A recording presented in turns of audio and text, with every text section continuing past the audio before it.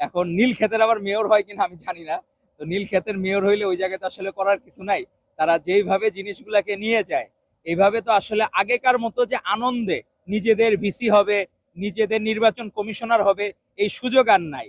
তো এখন হচ্ছে বাংলাদেশে সবসময় ফেয়ার ইলেকশন হবে, তারা মনে করার কোনো কারণ নাই ওই নীল ক্ষেতের ভিপি হয়ে আর নীল ক্ষেতের মেয়র হয়ে যাবে, সেই সুযোগ আর নাই। আর তারা নিজেরাই ঠিক করুক, তারা নাকি এলাই হয়েছে, একজন আরেকজনের কথা জানে না, যে তারা নাকি নিজেরা বন্ধুত্ব পাচ্ছে, এক বন্ধু আরেক বন্ধুর খবর জানে না, যে আসিফ মাহমুদ সজীব ভাই ঘোষণা করছে মেয়র হবে, কারণ এরা সাদিককে আমি ঘোষণা করে দিয়ে জামাত। তো এরা নিজের আগে বনিবনা করুক, তেল আর জল যেমন কখনো এক হয় না, তো এরকম হয়ে গেছে জামাত আর এনসিপির অবস্থা হয়েছে এই। তারা নিজেরা মিলমিশ করে জোর করে সম্পর্ক ধরে রাখার চেষ্টা করছে, কিন্তু মনে হয় তারা কোনো সময় এক সূত্রে আর গাঁথার সুযোগটা কম, বা তাদের এই সুযোগটা নাই।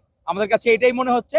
আর হলো সাদিক কায়েমরা আসতেছে রাজনীতি, অবশ্যই এগুলো অ্যাপ্রিসিয়েট করা দরকার, কিন্তু আপনার বুঝতে হবে যে এই গুপ্তভাবে ছাত্রলীগ করে যে আপনার ভিপি হয়েছে, যে সেটা হইলো কি মানুষজন এখনো বিতর্কিত মনে করতেছে এই ভিপিটাকে, আদর্শ মনে করতেছে না এই নির্বাচনটাকে। তো সেরকম আবার কোনো জোচ্চুরি করে আর মেয়র হওয়ার সুযোগ বাংলাদেশে আর অন্তত নাই।